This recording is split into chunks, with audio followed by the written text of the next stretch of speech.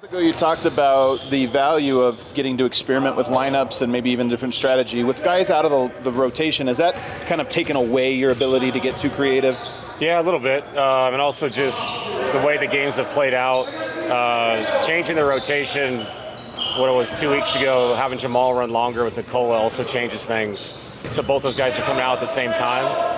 So in that sense, it's been different. I did not envision going into the season playing Cam as kind of the guy we take out first and then kind of complement the second unit, and it's been good. So in that sense, we have done something different, kind of messing with the lineups, but to your point, it does exasperate minutes, which means you have less creativity. But I'd love to get Nikola and Jonas out there together.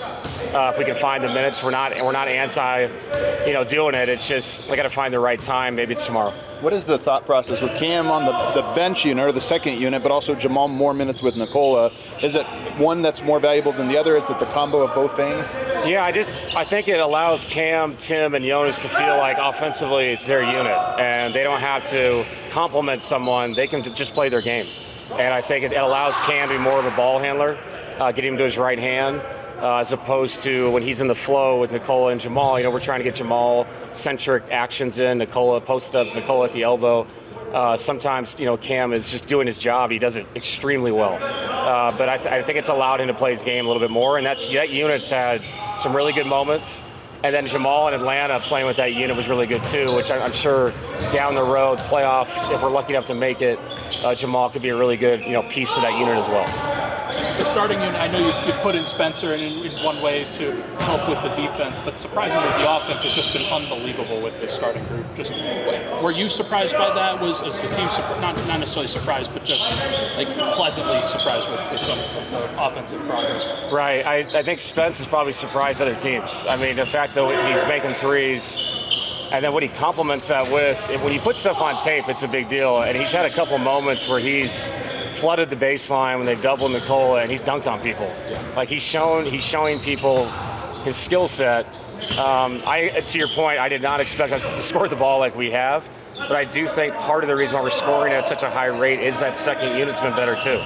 And having Jonas be so efficient in his minutes, the way Tim can get hot, and obviously what Cam does to complement both sides of it, the starting five and the second unit, it's just come very easy to us. And not to mention our points off turnovers haven't been where I want it, but our turnovers have been down. We really have taken care of the ball.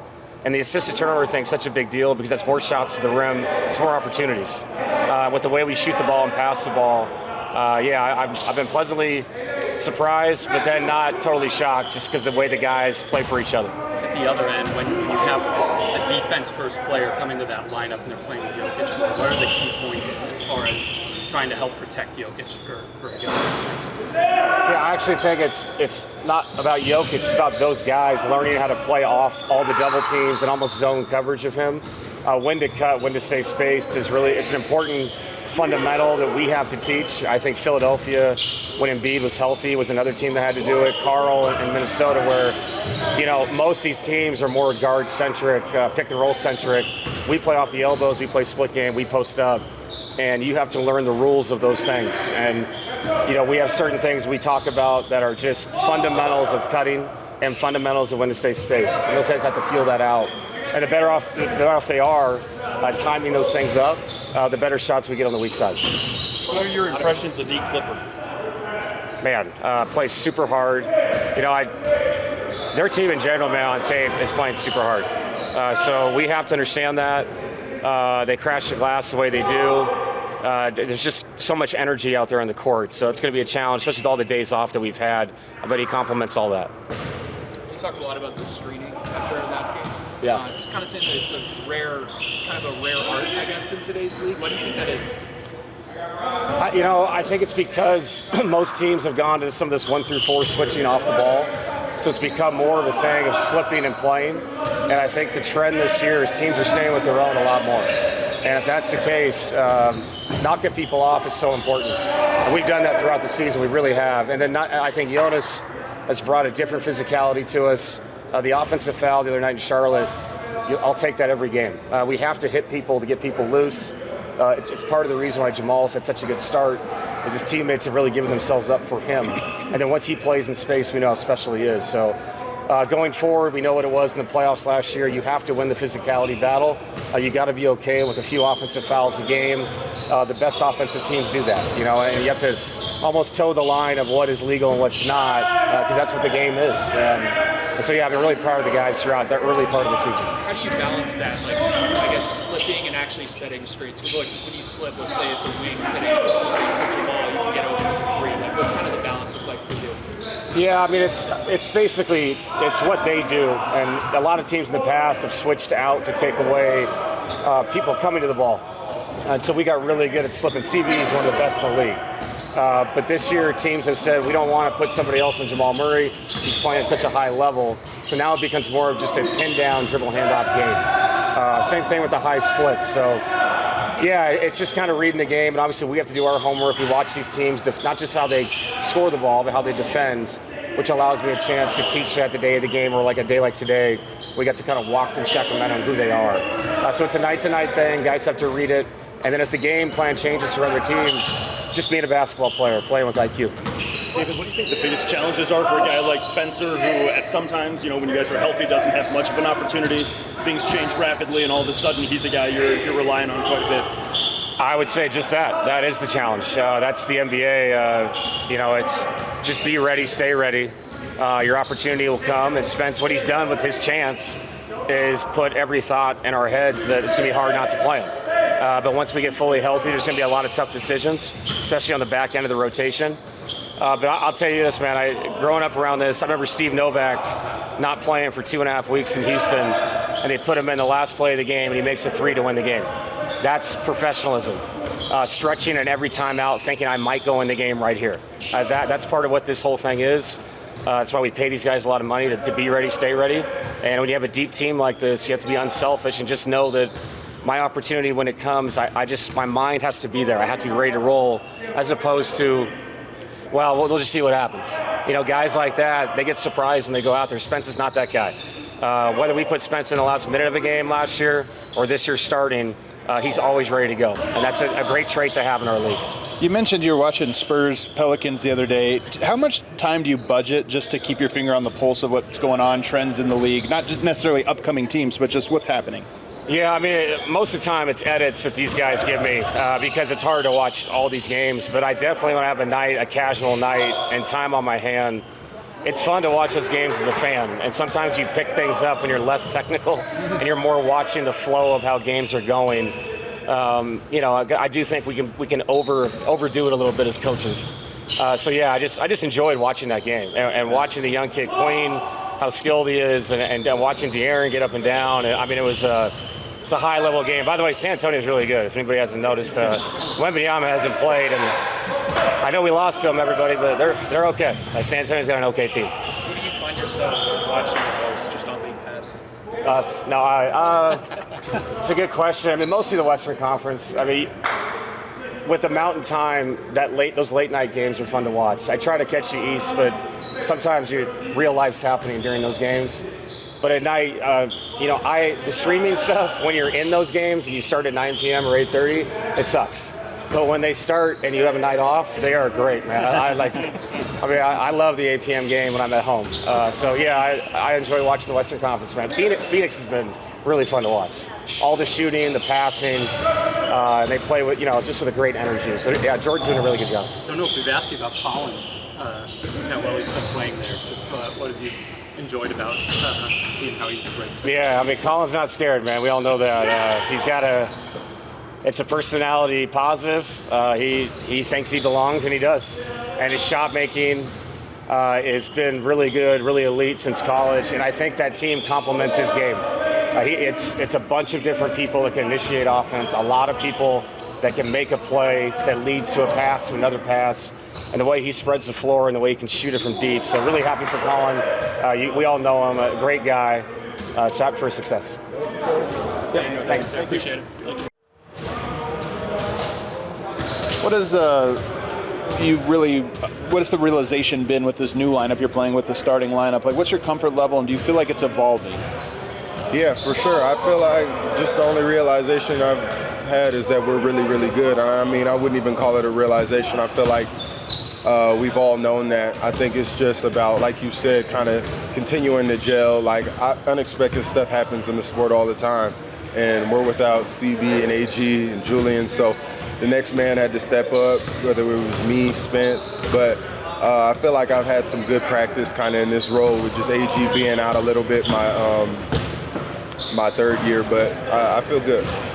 I know that David Adelman talked about you and Spencer having to really figure out who's in the dunker, who's in the corner, the spacing there. What is the key for you to know which spot to be in and where? I mean, I think it just depends on the flow of the game and kind of where you're coming from. A lot of times the spacing moves from one place to another. So depending on where Jokic or Jamal brings the ball on what part of the court, it tells us what to do. But it's really just reading the game and, being in here with the coaches, learning how to read the game. How has your shot blocking talent evolved? I think that it's evolved just in knowing kind of which ones to really go after, and then which ones might be a waste of energy, or it might put you out of position and your teammate might have to recover and help you out. So I think it's just been my discernment on which ones to go on and which ones to stay, because on some of my best blocks, it wasn't even my rotation. It was just kind of an instinct that I had, and I just went and got it. But I think that this year I'm kind of doing it a lot more strategically, and just within the flow of our defense and kind of our shell defense. So I think that that's where it's gone, but it's all the same. Can you share a little bit about what you look for in terms of good opportunities? Yeah, just the player, knowing their game, watching a lot of film. Like, a lot of times there's, guys who are athletes, but they'll play kind of under the rim. So they'll lay it up, or they give me enough time to get there and swat the shot before they get it above the rim. And then there's other players that are way above the rim athletes that you got to be there early on and meet them at the top. So it's just really knowing the personnel and knowing the players you're playing against, I'd say. You've been one of the leaders in dunks, just among non-centers, guys who have been able to cut and find the opportunity. Talk about the short corner a little bit, just where you continue to figure out how to flow within this starting group. Just, is that becoming more natural in terms of when to cut, how to cut, and then finding those seams, finding those lanes?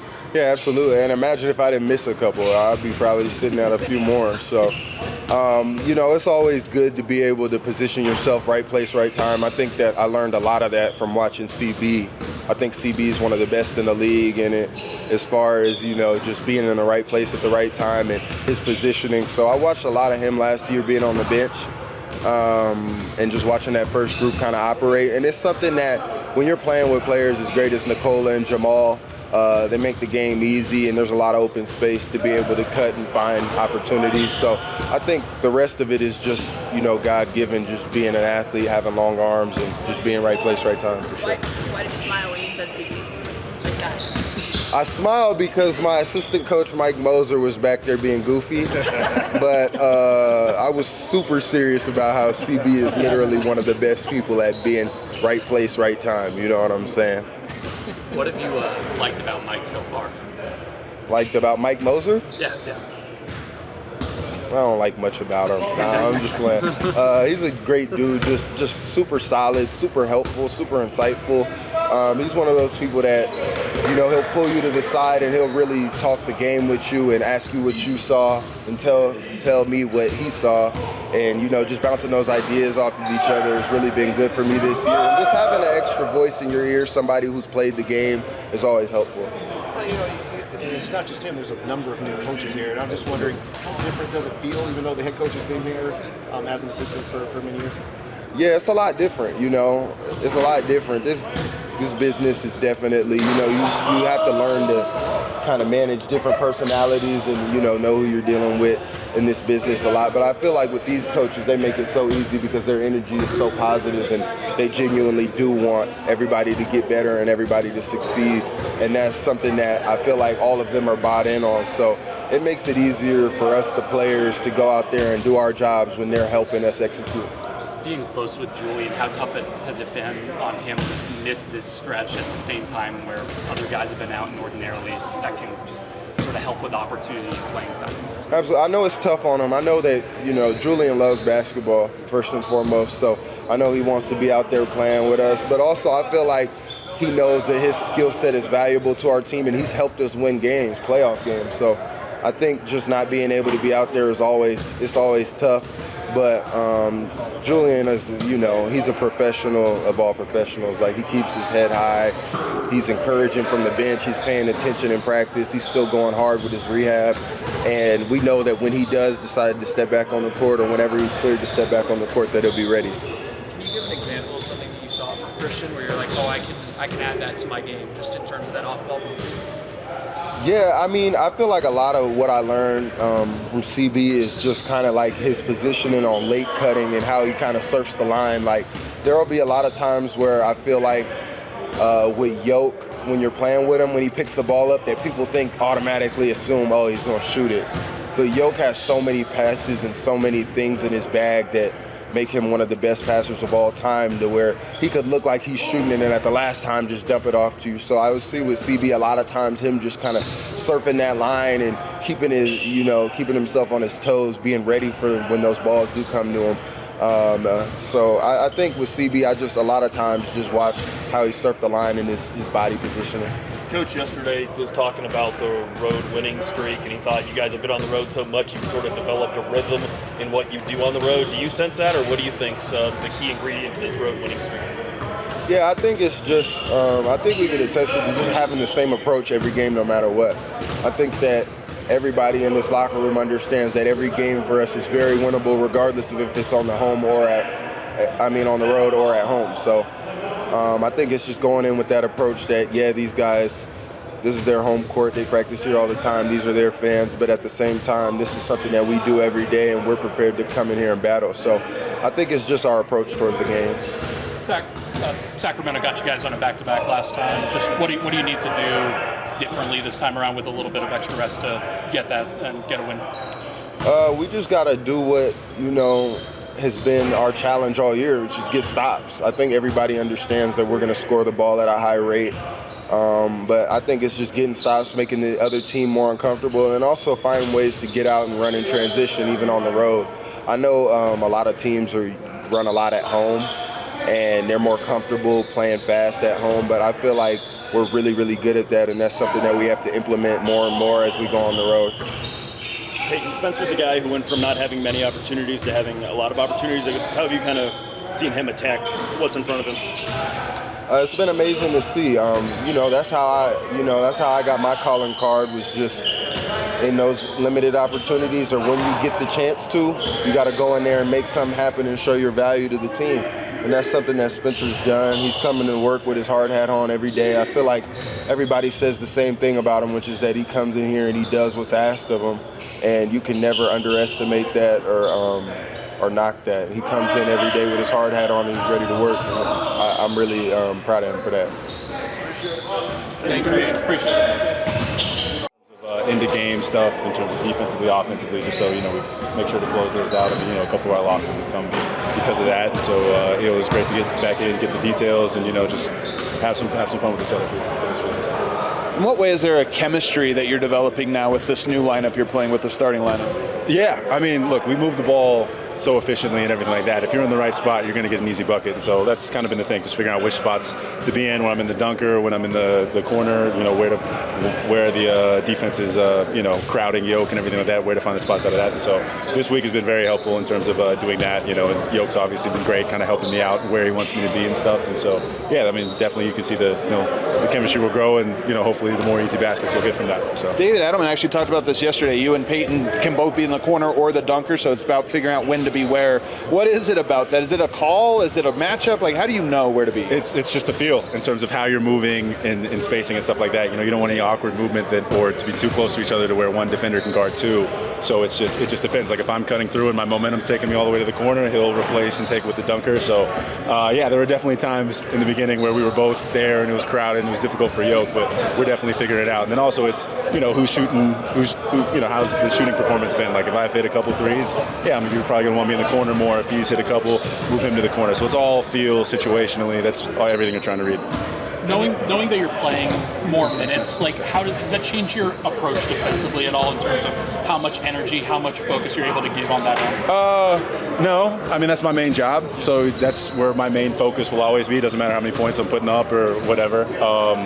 Like I said, offensively, we're fine. Defensively is, our next step, and so that's the best way I can provide and everything like that. But, in terms of, like, if I get early fouls and stuff like that, then yes, because they're going to need me more down the stretch, playing more minutes versus, if I was getting in less. That's where it's changed a little bit like that, just being more in tune with that. But in terms of the energy and focus, stuff like that, it's mostly on that end. So. With your increased opportunity, what does that do to your own expectations of yourself? Look, my only expectation is to keep our win streaks and keep our record going. Typically, if you do that, everything else follows. I don't really put too much stock into stats and stuff like that. But it is, I will take my assignments as a personal challenge and really push to see, how good of a defender I can be, and then how much I can fit in offensively and make things easy for other guys. So. Kind of following up on that, just playing more minutes. Have you had to change anything about your routine or preparation, or has it kind of just been the same? I like to keep everything as consistent as possible because, look, my minutes will go up and down or whatever depending on, when guys come back and everything like that. So, you need to have consistency in your routine and everything like that. And so maybe, some of my lifts and everything like that will tailor a little bit down, but in terms of doing them, that stays consistent. But I let everybody else kind of control, my load and everything like that. Everything I like to keep it the same as possible. So. I know one of the emphases of the defense, I guess, is to kind of be able to protect Nikola as much as possible, especially with how much he has to do offensively. Playing with him defensively, or what are you kind of learning about kind of the challenges and sort of the areas where you can kind of try to... Yeah, the biggest one is when you're guarding some of the best players and they bring the ball up the court, you want to try to get into them as much as possible because then that moves the screen out further, makes it easier for you to get over it. Especially when Jokic having to take an offensive load, you get hit by a screen. He's put in a difficult situation where it's kind of tough. So you want to try to get over the screens as much as you can. So that's why DA preaches a lot of as soon as the ball gets past half court, pressing the offense so they start later or the offense starts higher and anything like that. And then the rest of it's a lot of IQ stuff on how to help. Where to, if you have two defenders on one side, which one do you want the ball going to? So sometimes you'll if there's a great shooter in the corner, you'll maybe stun at the guy with the ball to prevent it from going to the corner. And so a lot of IQ, more IQ stuff like that. And then, but most of it's just being physical with DA's been preaching. So. What do you feel like you've proven? I've proven that I'm a pretty good defender and I can handle my own against some of the star players. I've now proven that I can't really leave me alone and have to respect my jumper, which isn't happy to have proven because I definitely have confidence in it. But it's the NBA. They're gonna test you and everything like that. And so I think those are the main things we need, especially coming to the playoffs. You just need guys who can defend and then guys who are going to stretch out the defense and give more room for Nikola and stuff like that. And so I feel like that's all I've needed to prove, and that's I feel like I've done that so far. Spencer, on the two-way contract, obviously you're limited to how many games you can be active for, and the team has an open roster spot. Is that in your head at all? Is that a motivating factor, or how are you just kind of handling and approaching the timeline that's coming up? Yeah, I try to think of it as little as possible, but your agent will just remind me and stuff like that, and have everything ready for negotiations or whatever. But look, I wear a game, I don't know, near 25 or something like that, or maybe above that, I don't know. But I still got halfway to go till we're even at that decision. So for me right now, it's just taking advantage of the opportunity I have until AG and CB get back, and then see where my role is after that, and just keep growing from there. And like I said, you keep winning and do all that stuff, the rest takes care of itself. So yeah. You mentioned the team needing to hold each other accountable a couple of weeks ago after a game. Where do you think the team is in that regard? And who are the guys that most are comfortable holding everyone to account? I never thought we were in a bad spot of holding each other accountable. It's just where we had to put more focus at. I don't think anybody, it was a collective team thing. There weren't any individual guys or anything like that. It was just something we have to do. As a team, when you're that great on offense, naturally you're just going to think, you can kind of just do whatever, everything like that. But no, all the guys are great at doing it. Obviously Yoke, Maul, fantastic at it. But even the bench guys like Val, Tim's pretty vocal and everything like that. And everybody echoes with DA. We all have this similar message. No one's taking anything to heart. It's been a great locker room to be a part of. So. Thank you, man. Appreciate it.